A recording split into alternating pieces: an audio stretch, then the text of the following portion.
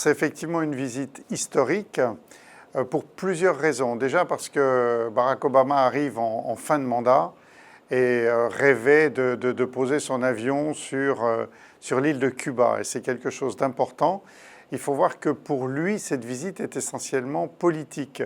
Pourquoi? Parce qu'au-delà du symbole de le voir lui-même à Cuba, ce qui est important, c'est qu'il démontre que sa diplomatie a été efficace. Les États-Unis ont renoué avec l'Iran, maintenant ils renouent avec Cuba.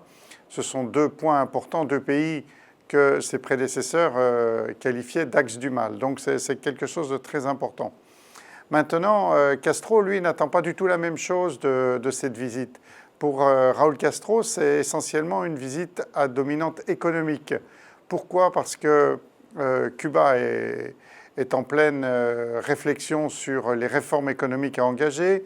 Dans quelques semaines va se tenir le congrès du Parti communiste, une fois tous les 5 ans, où ils vont définir leurs grands axes pour les années à venir. Et donc il est important pour Castro de pouvoir attirer à la fois des investissements et des technologies de l'étranger. Alors même si du côté des Américains, cette dimension économique n'est pas la plus importante, Cuba n'a pas la taille de la Chine, en même temps, ils ont des intérêts qu'ils peuvent pousser, notamment dans l'hôtellerie, dans le tourisme, dans l'alimentaire, et tout ça sont des points positifs pour Castro. Pour Barack Obama, il est important aussi de tisser un lien qui soit irréversible. Pourquoi? Parce que les républicains, et notamment les plus conservateurs, Donald Trump, on l'a vu, sont contre cette visite. Donc ce que veut faire Barack Obama, c'est tisser un lien qui soit irréversible et que même si le prochain président américain